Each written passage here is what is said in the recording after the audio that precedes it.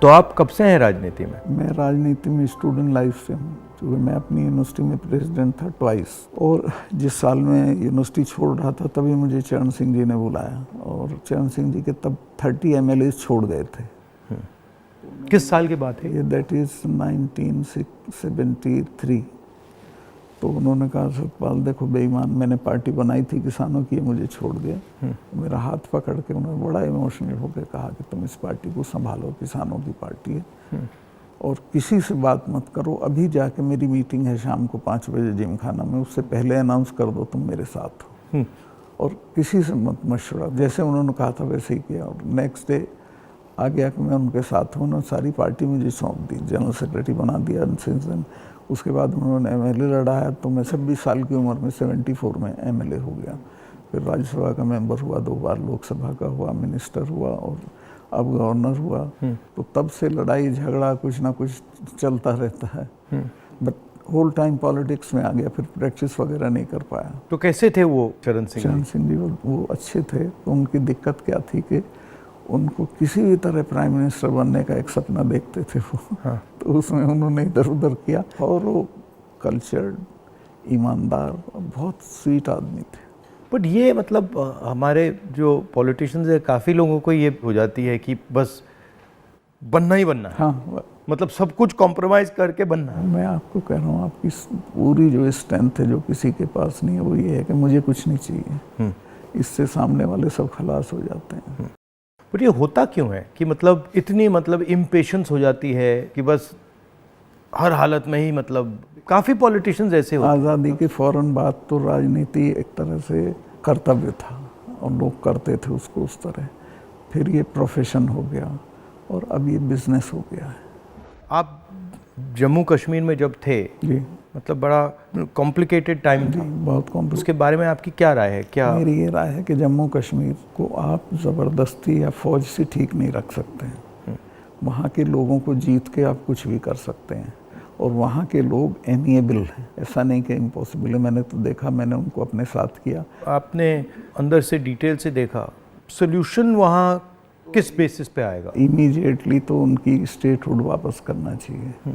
उनको इतना 370 नहीं चुभा जितनी स्टेटहुड लेकर यूनियन टेरिटरी बनाना चुभा। और यूनियन टेरिटरी इन्होंने किस लिए बनाया, जो मुझे लगता है, मुझे नहीं बताई वो बात, इनको ये अंदाज़ा था कि पुलिस रिवोल्ट कर जाएगी, जबकि ऐसा नहीं था। पुलिस इतनी फेथफुली रही भारत सरकार के साथ कि ईद का महीना था, एक एक सिपाही ने छुट्टी भी नहीं मांगी, वहीं लाइन में रहे। तो एक तो स्टेटहुड और उनका प्रॉमिस भी है अमित शाह का हाउस में, उसको इमीडिएटली वापस करना चाहिए, और फिर इलेक्शन करा देने चाहिए। बट जब मैं जम्मू गया, ये जम्मू के लोगों को भी ये लगता है कि हमारा मतलब स्टेटहुड ले लिया। हाँ, उससे तो वो भी खुश नहीं है। सबसे ज़्यादा वही चीज़ चुभी है। तो ये मतलब कर क्यों नहीं रहे इसको? पता नहीं, मेरी बात हुई, मैंने कहा वापस कराइए, तो बोला कह दिया होगा, क्या जरूरी है वापस कराना, चल तो रहा है सब ठीक। कहाँ ठीक चला, सारी इंसर्जेंसी वापस आ गई है, टेररिस्ट एक्टिव हो गए। अब तो काफ़ी घटनाएं हो रही हैं। अब तो जगह जगह हो रही हैं। राजौरी में रोज़ होता है, ऊपर कश्मीर वैली में रोज़ कुछ ना कुछ होता है। आपकी क्या राय है उसके बारे में, पुलवामा के बारे में? पुलवामा के बारे में मैं ये तो नहीं कहता इन्होंने कराया, बट पुलवामा में इन्होंने उसको इग्नोर किया और पॉलिटिकल इस्तेमाल किया अपने लिए, क्योंकि उसमें इनकी स्पीचेस हैं जिसमें ये कहता है कि जब वोट देने जाओ तो पुलवामा की शहादत को याद रखना। जैसे ही मैंने पुलवामा के बारे में सुना, मुझे पता लगा कि हमारे जो शहीद हैं एयरपोर्ट आ रहे हैं जी, तो मैं सीधा एयरपोर्ट गया। हमारी सिक्योरिटी वालों ने मुझे कहा कि नहीं नहीं नहीं आप मत जाइए, मगर मैंने कहा मैं जा रहा हूँ। तो मैं एयरपोर्ट में चला गया, और एयरपोर्ट में उस टाइम मुझे कमरे में बंद कर दिया, और मुझे कहा कि देखिए आप कमरे से नहीं निकल सकते। मैंने कहा मतलब? तो उधर वो सब शहीद आए थे, वहाँ पे आर्मी के लोग थे, प्रधानमंत्री आ रहे थे, और मुझे मतलब लिटरली चाबी से बंद किया कि आप बाहर नहीं जा सकते। मैंने सिक्योरिटी वालों से बोला ये मतलब ऐसे कैसे कर सकते हैं, और फिर लड़के मैं वहाँ से निकला तो मुझे लग रहा था कि एक पूरा वहाँ पे शो सा क्रिएट हो रहा था। हाँ, वो था ही। वो प्रधानमंत्री को श्रीनगर जाना चाहिए था, राजनाथ सिंह आए थे, मैं था, हम लोगों ने श्रद्धांजलि दी थी। प्रधानमंत्री को उसी दिन जाना चाहिए था। नहीं, मगर मुझे उसमें क्या शौक लगा कि ऐसे लग रहा था कि एक कोई बड़ा इवेंट सा हो रहा है। ना, इसके लिए और वहाँ पे प्रधानमंत्री आए हैं और ये पूरा मतलब जैसे देश को दिखा रहे हैं कि भैया देखो, काफ़ी डिस्टेस्टफुल सा था। जिस दिन ये हुआ तो ये नेशनल कॉर्बेट पार्क में शूटिंग करा रहा था अपनी, तो ये अवेलेबल, मैंने 3-4 बार कोशिश की, मिला ही नहीं मुझको। 5 या 6 बजे इसका फ़ोन आया, हाँ सतपाल भाई क्या हुआ? मैं कहा हमारे इतने लोग मर गए हैं और हमारी गलती से मरे। तो बोला नहीं नहीं चुप रहना, अभी कुछ नहीं बोलना इस पर। फिर 1 घंटे बाद ये डोभाल जो मेरा क्लास फेलो रहा लॉ में मेरठ में, तो इसका फ़ोन आया, सतपाल भाई आप बोल दी। मैं 2 चैनल को बोल चुका था ये बात, तो इन्होंने कहा नहीं नहीं कुछ नहीं बोलना है इस पर। मैं कहा ठीक है, मैं समझा कुछ जांच वाँच कराएंगे, उस पर असर पड़ेगा। कुछ भी नहीं। तीसरे दिन इनका आ गया कि ये पुलवामा की शहादत को याद रखो और अब हम बालाकोट करेंगे, ये करेंगे, वो करेंगे। और अभी तक उसमें कुछ नहीं हुआ? कुछ नहीं, करना भी नहीं है इसको। पुलवामा के शहीद जिस तरह हुए थे इसलिए हुए कि उन्होंने 5 एयरक्राफ्ट मांगे थे। अगर वो मेरे से मांग लेते तो मैं इमीडिएटली कर देता। मैं तो वहाँ स्टूडेंट्स जब जम्मू में फंस जाते थे बर्फ में, उनको एयरक्राफ्ट से, क्योंकि दिल्ली में एयरक्राफ्ट इमीडिएटली मिलता है किराए पे। 4 महीने तक एप्लीकेशन उनकी पड़ी रही होम मिनिस्ट्री में, और 4 महीने बाद वो खारिज कर दी कि नहीं देंगे। तब वो सड़क से चले। इतना बड़ा, मतलब 4 महीने के लिए वो चले ही नहीं?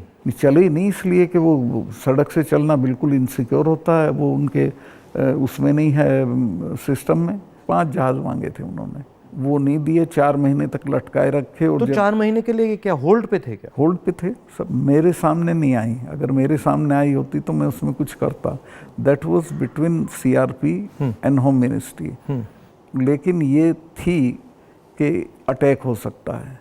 इसके अलावा वो जो गाड़ी टकराई थी वो 10 दिन से घूम रही थी वहाँ, पूरा आप समझिए कि भरी हुई विस्फोटक से। वो कैसे, मतलब इतना एक्सप्लोसिवली कैसे, मतलब ऐसे घूम रही थी? सिस्टम नहीं था ठीक से।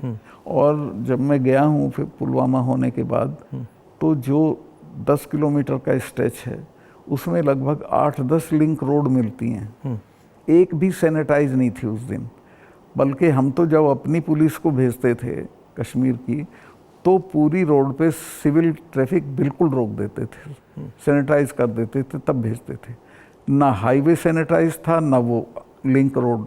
और लिंक रोड जहाँ हाईवे में मिलती है वहाँ रिवाज ये है कि वहाँ एक जिप्सी खड़ी होनी चाहिए जो उसे रोक दे कि नहीं भई ये काफिला चला जाए सीआरपी का, तब जाना। ब्लॉक कर कुछ नहीं था, there was nothing like that. तो जब आप वहाँ गए, जैसे पॉलिटिक्स में हम ऐसी घटनाओं में जाते हैं, तो जब हम कहीं पहले पहुँचते हैं, कोई माइंड में कोई फीलिंग आती है, तो इसमें आपकी क्या फीलिंग आई थी जब आप पहली बार वहाँ गए? आप मेरा यकीन करेंगे, आई वॉज इन टीयर्स। और मैंने इसको फ़ोन किया, मुझे नहीं मिला। जब 5 बजे मेरी बात हुई तो मैंने कहा हमारी गलती से हुआ ये। तो बोला नहीं नहीं इस पर आपको चुप रहना है। मैं चाहता था कि कुछ सर इसमें कटने चाहिए जिनकी जिम्मेवारी थी। कुछ भी नहीं, किसी का नहीं, कुछ नहीं हुआ। उसको इलेक्शन के लिए यूज़ करना चाहते थे कि ये पाकिस्तान ने किया, हमारे जवान मारे और अब हम हराएंगे। भारत जोड़ो यात्रा में हम वहीं से निकले, एक्चुअली साइट से निकले, पुलवामा से। तो मुझे ये लग रहा था कि जो आपने बोला कि ऐसी जगह पे, स्ट्रेटेजिक जगह पे इतना एक्सप्लोसिव कहाँ से आ गया, कैसे आया, वो मेरे दिमाग में क्वेश्चन था। सारा पाकिस्तान से आया था, बट इतना 600-300 किलो। हाँ, ये बॉर्डर तो हमारा पोरस है, और ये इतना एक्सप्लोसिव इंडिजिनसली प्रोक्योर करते तो वो बात फैल जाती। ये 10-12 क्विंटल तो आया हुआ था, उसमें से ये गाड़ी पूरी भरी थी एक्सप्लोसिव से। और बताया मुझे जब मैं गया कि साहब ये तो 10-12 दिन से घूम रही थी गाड़ी। जो गाड़ी चला रहा था उसका भी, मालिक का, दोनों का टेररिस्ट रिकॉर्ड था। दोनों कई बार गिरफ्तार हो लिए थे, फिर छूट गए थे, फिर गिरफ्तार हुए थे, फिर छूट गए थे। अच्छा, तो उन पर कोई निगाह नहीं थी इंटेलिजेंस एजेंसीज की। यहाँ मीडिया में, मतलब मैं देख रहा था, यहाँ पे इतना बड़ा कास्ट सेंसस का मुद्दा है, बट अब आजकल बस इजराइल कास्ट सेंसस को नहीं दिखा। मतलब जो, चाहे वो अदानी हो, चाहे वो कास्ट सेंसस हो, जो ज़रूरी बातें हैं उसका कुछ नहीं होगा, मगर इजराइल हो, बॉलीवुड हो, क्रिकेट हो, उस पर चलते जाएंगे। अदानी तो आपने इसके चिपका दिया, वो तो छूटेगा नहीं। गांव-गांव चला गया अदानी का। और लोग ये कहते हैं अदानी के यहाँ इसी का रुपया है। हाँ, वो 20,000 का आपने उठाया था, 20,000 को इतना बड़ा इन्वेस्टमेंट कहाँ से आएगा? कल ही एक स्टोरी आई है कि ये कोयले के प्राइस इन्फ्लेट कर रहा है। वहाँ से इंडोनेशिया से कोयला नाव में जाता है और यहाँ पहुँचते उसकी प्राइस इन्फ्लेट हो जाती है, और फिर लोगों को बिजली के लिए ज़्यादा रेट देना पड़ता है, मगर वो भी मीडिया ने कहीं नहीं उठाया। मुझे खबर ये दी गई कि जिस दिन मैं ये करण थापर का इंटरव्यू किया, इन्होंने बुला के सब चैनल्स को कहा कि खबरदार कोई रिपोर्टिंग नहीं होगी, और अतीक अहमद का केस हो गया और उसको 10 दिन तक हेडलाइन। जब मैंने वो देखा, मैंने अपनी बहन से कहा कि ये जो आपने पुलवामा की बात की है, इसके कारण ये किया गया है, हाँ, टोटल डिस्ट्रैक्ट करने के लिए। मैंने नोटिस किया जब आपने पुलवामा की बात की तो ये सब डर गए थे, लेकिन अतीक अहमद ने उसको 10 दिन तक खत्म कर दिया, ओवरशैडो कर दिया। बिल्कुल। भारत जोड़ो यात्रा में मुझे एक बात समझ आई कि कितना भी मीडिया पे कंट्रोल हो, अगर आदमी डायरेक्ट जनता के पास जाता है, हाँ, तो फिर कोई नहीं, तो नहीं चलता। जनता ओनली आंसर है, जनता के पास जाना। और अगर आप जनता के पास जाते हैं तो बहुत जल्दी जनता को बात समझ आ जाती है, वो टाइम नहीं लगता। नहीं, जनता तो अवेयर है देश में, ऐसा नहीं उन्हें मालूम नहीं है, बट उन पे कोई प्लेटफॉर्म नहीं है, कहाँ कहें, किसको कहें। उनके रिप्रेजेंटेटिव भी ऐसे ही गए गुजरे हैं सब। पहले मैंने पार्लियामेंट में स्पीच दी कास्ट सेंसस के बारे में। जब मैं इसकी रिसर्च कर रहा था, मैंने देखा कि हमारे सब इंस्टीट्यूशंस में, चाहे वो मीडिया हो, ब्यूरोक्रेसी हो, जो ओबीसी वर्ग है, जो दलित वर्ग है, जो ट्राइबल वर्ग है, उनका कोई रिप्रेजेंटेशन नहीं है। मतलब आप बिलीव नहीं कर सकते, मीडिया में चाहे आप सबसे बड़े मीडिया हाउसेस देख लीजिए या सारे जो एंकर्स हैं, सारे रिपोर्टर्स देख लीजिए, इसमें एक ओबीसी नहीं है, एक दलित नहीं है, एक ट्राइबल नहीं है। इसके बारे में आपकी क्या राय है? नहीं, मैं तो चूँकि लोहियाइट रहा हूँ, तो लोहिया ने एक बार कहा था कि मुझे कमेटी बनानी थी गोवा की आज़ादी की, तो मैं जब भी कमेटी बनाऊँ उसमें 48% अपर कास्ट आ जाते थे, नाम मांगूँ तो भी वही आते थे। तो ये सिस्टम बन गया है यहाँ का। इसको चेंज करने का आपकी राय क्या है? एक तो इसको कंपलसरी करना पड़ेगा, भाई इतने % हो, जैसे नौकरियों में हो गया उस तरह से। और दूसरे उन वर्गों में थोड़ा चेतना बढ़ानी पड़ेगी, भाई तुम इन पेशों में आओ। बट इसमें इंटरेस्टिंग बात यह है कि जो स्थिति है एक्चुअली इंस्टीट्यूशनल स्ट्रक्चर में हिंदुस्तान में, उसके डिटेल्स ओबीसी वर्ग को भी नहीं मालूम, दलित वर्ग को भी नहीं मालूम। आपने थोड़ा, मतलब मैंने तो थोड़ा सा छुआ है, बट एक्चुअली किसी को नहीं मालूम, पता ही नहीं है। सही कह रहे हैं। क्यों? क्योंकि पूरा जो इन्फॉर्मेशन का सिस्टम है उसमें कोई ओबीसी नहीं है, कोई दलित नहीं है, कोई ट्राइबल, वो भी उन्हीं के हाथ में है। तो एक प्रकार से लाउड स्पीकर ऑन कर देते हैं और इतना लाउड करते हैं कि कोई कुछ बोल नहीं सकता है। जैसे आपने पुलवामा की बात की, कास्ट सेंसस की बात की, अदानी की बात की, बस loud speaker, Modi ji loud speaker on कर देते हैं और जितना चिल्लाना चाहो चिल्लाओ, कुछ नहीं होता। कुछ दिन पहले मैं दिल्ली में 3-4 घंटे बढ़इयों के साथ काम किया, तो वो मुझे बता रहे थे कि हम सोफ़ा बनाते हैं, चेयर बनाते हैं, टेबल बनाते हैं, मगर जिस शोरूम में वो बिकता है उसमें हम जा नहीं सकते। मतलब काम हमारा, मेहनत हमारी, मगर फल हमारा नहीं। और कितना गुना एनहांस करके पैसा लेते हैं उसका। इनको तो कुछ मिलता नहीं गरीबों को। ये बहुत ही एक्सप्लॉयटेटिव सिस्टम है। तो अगर आप जीएसटी देखें, जीएसटी भी इनडायरेक्ट टैक्स है, उसमें छोटे व्यापारी, किसान, मजदूर वो टैक्स भरते हैं। डिमोनेटाइजेशन भी उनके खिलाफ हथियार था। किसान आंदोलन में तो आपने काफ़ी कमेंट किया है, वो भी मतलब उनके घर में से पैसे निकालने का तरीका था। नहीं, वो तो इनका मैं बताता हूँ, अगर आप नहीं हटाओगे इस बार तो खेती को तो ये पूरी तरह खत्म, मतलब किसान छोड़ के भाग जाएगा और ये कॉरपोरेट को दे देंगे। इनका ये इरादा है। मैं तो खेती करता था। मेरे गांव में पूरी यूपी की सबसे बड़ी काश्त थी। एक हमारे चाचा थे, उनके पास 2500 बीघा ज़मीन थी। और आज मैं जाता हूँ तो सब के लड़के शहर में आ गए हैं, क्योंकि एजुकेशन नहीं है, हेल्थ सर्विसेज नहीं है और सिक्योरिटी नहीं है, तो वो बटाईदार को देके वो धीरे धीरे ख़त्म हो जाएगी खेती। खेती को ख़त्म करेंगे, फौज ख़त्म करी दी से ये ला के अग्निवीर में कौन इतने से अरसे के लिए अपनी जान देगा।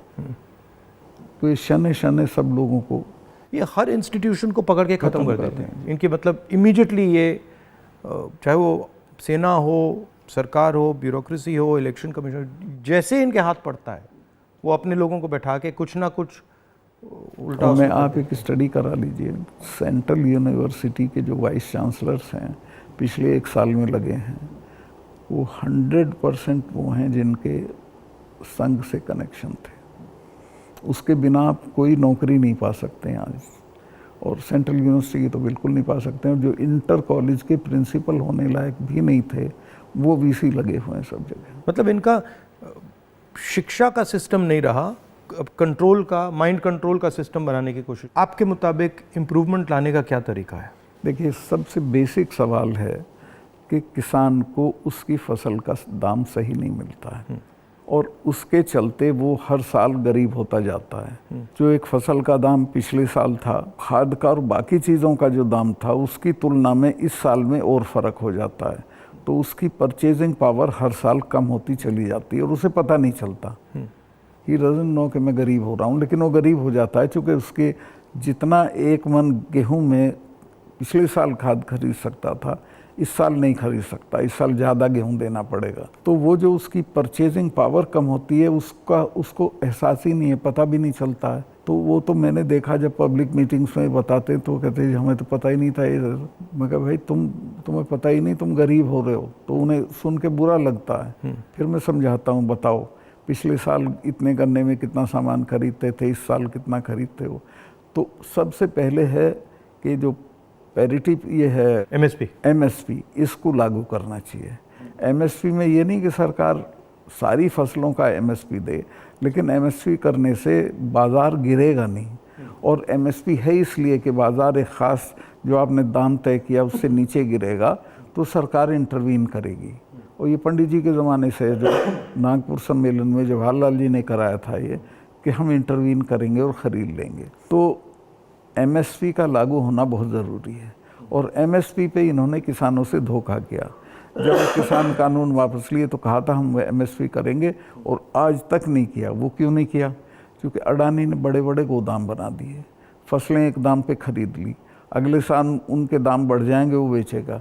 एमएसपी होगा तो किसान इनको सस्ते दाम पे नहीं देगा। तो एमएसपी का होना सबसे ज़्यादा ज़रूरी है। फिर जो उसके लिए आप खाद, बिजली, पानी जो भी सरकार देती है, उसके दामों पे कंट्रोल करना पड़ेगा।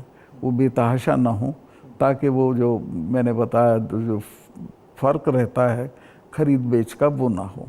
जो आप कह रहे थे, ये जो अदानी जी हैं, इन्होंने पूरा जो स्टोरेज का इंफ्रास्ट्रक्चर है अपने हाथों में ले लिया है। इसका इफ़ेक्ट मैंने जम्मू कश्मीर में देखा, इसका इफ़ेक्ट हिमाचल में दिखता है, अलग अलग स्टेट्स में, हरियाणा, पंजाब में। हरियाणा में तो पानीपत में बड़े बड़े गोदाम बना दिए। तो पूरा मतलब इस जो स्टोरेज का इंफ्रास्ट्रक्चर ये कैप्चर कर लिया है। तो फिर जब भी ये प्राइसेस को मतलब ऊपर नीचे फाइन ट्यून करना चाहते हैं, कर देते हैं, तो ये किसानों को मतलब नुकसान, डायरेक्ट नुकसान पहुंचाते हैं। जब तक इनके खिलाफ हल्ला बोल नहीं होगा तब तक सुधरेंगे नहीं, या फिर सरकार बदल जाए। अभी तो इन्हें टोटल प्रोटेक्शन है। मगर मैंने देखा है कि जनरली सरकारों के पास जो किसान का जो स्टोरेज की कैपेबिलिटी होती है, उसके बारे में सरकारें ज़्यादा नहीं सोचती हैं। वो ज़्यादा नहीं, बिल्कुल नहीं सोचती। आप नॉर्थ ईस्ट में भी थे? हाँ, मेघालय में। वो मुझे पनिशमेंट पोस्टिंग दी गई थी गोवा के बाद, क्योंकि गोवा में मैंने करप्शन के बारे में बहुत बोला था। लेकिन वो अच्छी गोवा से हटा दिया गया। हाँ, गोवा से हटा के नॉर्थ ईस्ट भेज दिया गया था। तो कश्मीर से हटाया, फिर गोवा से हटाया, फिर मतलब सब जगह 5 तबादले किए इन्होंने मेरे, जैसे सरकारी कर्मचारी के करते हैं। तो नॉर्थ ईस्ट बेटर था, वहाँ 12 ज़िले थे, गोवा में 2 ज़िले थे। और मेघालय बहुत अच्छी जगह है, कोई झगड़े टंटे की नहीं है। रिलैक्स लोग हैं जी हाँ, रिलैक्स अच्छे लोग हैं। संगमा साहब का लड़का चीफ मिनिस्टर था, तो उससे बहुत बढ़िया रिलेशनशिप रही, कोई दिक्कत नहीं हुई मुझे। तो मणिपुर के बारे में क्या राय है आपकी? वहाँ मतलब पूरा फेल्योर है सरकार की। चीफ मिनिस्टर जा नहीं सकता, कुछ कर नहीं सकता, लेकिन उसको अभी तक हटा नहीं रहे हैं। ये जम्मू एंड कश्मीर का भी ऐसे ही प्रयोग करते हैं, पंजाब का भी ऐसे ही प्रयोग करते हैं, मणिपुर का भी ऐसे ही प्रयोग करते हैं। मैं गया मणिपुर में, वहाँ जो आप कह रहे हैं बिल्कुल सही है, वहाँ कोई कंट्रोल नहीं था। पूरी क्राउड निकल आई थी। आप कोई कंट्रोल ही नहीं था, मतलब बिल्कुल एक स्टेट बचा ही नहीं है, 2 स्टेट बन गए हैं, एक इस तरफ और दूसरा दूसरी तरफ। नॉर्थ ईस्ट सेटल्ड था, इन्होंने डिस्टर्ब कर दिया। सब जगह ये कुछ ना कुछ मतलब अपना करते रहते हैं। और 6 महीने की बात है, मैं लिख के दे रहा हूँ, बिल्कुल नहीं आएंगे पावर में। नहीं, एक्चुअली अगर ज़मीन पे जाएं तो बहुत नफ़रत है लोगों को, बहुत शदीद, पूछिए मत आप। मुझे लगता है कि हिंदुस्तान की राजनीति में आज दो विचारधाराओं की लड़ाई है, एक आरएसएस गांधी वाली, एक आरएसएस और एक गांधी वाली, और दोनों एक प्रकार से हिंदुइज़्म के एक्सप्रेशन हैं। दोनों एक विजन है हिंदुइज़्म का, एक अहिंसा का, एक भाईचारे का, और दूसरा जो आरएसएस का, जिसको मैं डिस्टॉर्टेड विजन कहता हूँ, वो नफ़रत का, हिंसा का। तो इस फाइट के बारे में आप क्या सोचते हैं? मेरा यही सोचना है कि हिंदुस्तान कंट्री के तौर पे तभी सरवाइव करेगा जब वो लिबरल हिंदुइज्म के रास्ते पे चलेगा, जो गांधी का विजन है। गांधी ने ऐसे ही नहीं कहा था, गांधी ने इस देश को जितना समझा था किसी ने नहीं समझा था। वो गांव-गांव गए थे, जगह जगह गए थे, और वो इस नतीजे पे पहुँचे थे कि नहीं, बाकी बातें बेकार हैं, ये ठीक है रास्ता। तो हिंदू का जो लिबरल हिंदू थॉट है वही रहेगा तो देश सरवाइव करेगा, वो टुकड़े टुकड़े हो जाएगा अदरवाइज। और ये कोई राजनीतिक बात नहीं है, मुल्क के अस्तित्व के लिए ज़रूरी है कि हम मिलजुल के रहें, एक दूसरे के साथ रहें, झगड़ा ना करें। नहीं, झगड़ा होगा तो मुल्क ही नहीं रहेगा ना। हाँ बिल्कुल, तो मुल्क का मतलब ही है कि मतलब भाईचारे से मिलजुल के रहें जी, मिलजुल के लोग रह रहे हैं। तो आपका मतलब काफ़ी सालों से इस लड़ाई में आपका एक्सपीरियंस रहा है, और आप मतलब बहुत सालों से आरएसएस से लड़ रहे हैं। तो आपकी मतलब सजेशंस, राय क्या है? मेरी राय ये है कि अपने लोगों में ये प्रचारित हो ठीक से गांधी का, कांग्रेस का जो विजन है कि ये हम क्यों इनसे डिफरेंट हैं, ये क्या चाहते हैं, वो क्यों आपके हक में नहीं है, ये पॉलिटिकल लोग भी नहीं बोलते हैं, उनको ये बोलना चाहिए। और जो आप कह रहे थे, जो क्रिस्टलाइजेशन होना चाहिए पॉलिटिकल लोगों की माइंड में कि भाई ये अब ये राजनीतिक लड़ाई नहीं है, अब ये आइडियोलॉजिकल लड़ाई है, वो क्रिस्टलाइजेशन इतना हो नहीं रहा है। वो नहीं हो रहा है, क्योंकि देखिए हिंदुस्तान का आदमी जो पॉलिटिक्स में एक्टिव है वो राजनीति तक और अपने तक एक्टिव है। वो एक तो पहले तो देश के बारे में उस तरह नहीं सोचता जैसे सोचना चाहिए, और वो जो ब्रॉडर इश्यूज़ हैं उन पे राय नहीं बनाता है, राय जाहिर नहीं करता है, उस पर खड़ा नहीं होता है। तो वो हम पॉलिटिकल लोगों को करना पड़ेगा। और इसमें यह भी है कि जो, जैसे मैंने कहा कि इंफॉर्मेशन का सिस्टम जो है आसानी से राय बनाने भी नहीं देता है, जो डिस्ट्रैक्ट करता रहता है। तो इंफॉर्मेशन का सिस्टम तो वन वे हो गया है, उसमें आपकी बात तो आएगी नहीं, जो दूसरी बात है वो आएगी। और लेकिन एक अच्छी चीज़ हुई है कि लोगों ने टीवी देखना बंद कर दिया, भरोसा चला गया है। इस वक्त हम लोगों की एक ही स्ट्रेंथ है, दैट इज सोशल मीडिया। हम लोगों की बात सोशल मीडिया से फैलती है। ये उसको भी रोकने के सिस्टम ढूंढ रहे हैं, कैसे रोका जाए, वो अभी नहीं हुआ है, लेकिन वो हमारी स्ट्रेंथ है। जो प्रिंटेड मीडिया है, इलेक्ट्रॉनिक है, इस सब को इन्होंने कंट्रोल कर दिया, वन साइडेड कर दिया। लेकिन अच्छी बात यह कि लोग भी उसको समझ गए हैं, तो इनकी बात को यकीन नहीं करते, वो कहते नहीं ये तो गड़बड़ है। आपने कहा कि सोशल मीडिया में मतलब हमारा थोड़ा सा असर है, बट मेरे अकाउंट्स को तो पूरा सप्रेस किया जाता है, जैसे चाहे वो मेरी यूट्यूब हो, फेसबुक हो। नहीं, आपके होगा, पर आपके समर्थन में जो लोग करते हैं वो उसे नहीं रोक सकते। मगर जो वही है आपकी स्ट्रेंथ। जो सेंट्रल मेरा अकाउंट है उसको तो पक्का रोकते, मेरा यूट्यूब अकाउंट को तो पूरा दबा रखते। मेरा भी कुछ नहीं है, कहीं कुछ नहीं आता है, लेकिन जो हम लोगों के पक्ष में बात बोलते हैं वो फैलती है। मैंने देखा है कि जब भी सरकार पे कोई प्रेशर आता है, जैसे अगर कास्ट सेंसस की बात हो, अदानी की बात हो, एमएसपी की बात हो, किसानों की बात हो, तो ये कोई ना कोई गिमिक निकाल देते हैं। और अभी मैंने देखा कि जब मैंने पार्लियामेंट में अदानी की स्पीच दी तो सबसे पहले टीवी ऑफ कर दिया, उसके बाद मुझे पार्लियामेंट से निकाल दिया, और फिर स्पेशल सेशन की बात हुई, उसके बाद स्पेशल सेशन के अंदर भारत या इंडिया का डिस्कशन की बात हुई, और फिर एंड में विमेंस बिल की बात हुई, और विमेंस बिल भी वैसा कि वो 10 साल में आएगा, आज नहीं आएगा ही नहीं कभी। तो ये इनका ये तरीका जो है, चाहे वो पुलवामा हो, विमेंस बिल हो, डिस्ट्रैक्ट करने का इनका बहुत इफेक्टिव तरीका है। 2-3 चीज़ें हैं प्रधानमंत्री की। एक तो ये किसी भी चीज़ को वो बना देता है इवेंट, छोटी छोटी चीज़ का, और उसका अपने पक्ष में इस्तेमाल कर लेते हैं। वीमेंस बिल का भी इसने यही किया, औरतों को कुछ मिल नहीं रहा है और एहसास ये करा दिया, पता नहीं कितना बड़ा काम कर दिया। हाँ हाँ, मतलब शो बहुत ग्रैंड शो होता है। जैसे वो पार्लियामेंट की बिल्डिंग, नई बिल्डिंग में जा रहे थे तो कॉन्स्टिट्यूशन को हाथ में पकड़ के पूरा मतलब ड्रामा। नई बिल्डिंग वाला इसकी कोई ज़रूरत नहीं थी, पर उनको पत्थर लगवाना था कि मैंने बनवाई थी एक पार्लियामेंट। लेकिन वो हर चीज़ को उसी तरह से बहुत मैग्लोमैनियक की तरह करते हैं। जैसे पुराना हाउस है, उसमें अगर आप एक्सपेंशन करना चाहते हैं तो सेंट्रल हॉल में आप लोकसभा डाल दीजिए, लोकसभा में आप राज्यसभा डाल दीजिए, हो गया काम। मतलब सेंट्रल हॉल में मतलब वो बिल्डिंग तो उसकी अगर केयर हो भी कई सौ साल चलेगी। हाँ, तो बिल्कुल। और अगर आपको सेंट्रल हॉल चाहिए तो एनेक्सी में सेंट्रल हॉल कर देते। बिल्कुल। तो प्रॉब्लम ही नहीं थी, बट प्रॉब्लम क्रिएट करके, शो करके पूरा मतलब, इससे देश को काफ़ी नुकसान होता है। क्योंकि नुकसान होता है, लेकिन एक अच्छी चीज़ ये है कि लोग इसको समझ रहे हैं। लोग ना समझें तो दिक्कत है, लोग हर चीज़ समझ रहे हैं। मैं तो बिल्कुल नीचे तक जाता हूँ, वो सब बोल रहे हैं इस चीज़ को कि साहब इसको करना वरना कुछ नहीं है, ये ऐसे ही करता रहता है। और एक्चुअली जब मैं इनके भाषण सुनता हूँ और इनकी जो पॉलिसीज़ देखता हूँ तो एक्चुअली डेप्थ नहीं है, डिटेल में नहीं जाते। ज़रूरत नहीं है उसको, सिर्फ रूल करना है, कोई इम्प्रूवमेंट नहीं करना, कोई चेंज नहीं करनी है, सिर्फ राज करना, जिसे बोलते हैं ना बहुत क्रूड लैंग्वेज में, सारा राज है, राज करना है, दैट्स ऑल। और वो उस तरह से जो जवाबदेही जनता के लिए होती है वो महसूस भी नहीं करते हैं। आपने काफ़ी बहादुरी के साथ जो पुलवामा के बारे में बोला, आपने जो अदानी के बारे में बोला, किसानों के बारे में बोला, तो फिर आपको धमकाया गया, सीबीआई इंक्वायरी कराएगी, सब शुरू हो गया, पूरा इनका सिस्टम चालू हो गया। आप हैरत करेंगे, ये कानून है कि जो शिकायत करता है उसको सज़ा नहीं दी जाती है। मैंने शिकायत की जिनकी की, उनका आज तक इंटरोगेशन नहीं हुआ।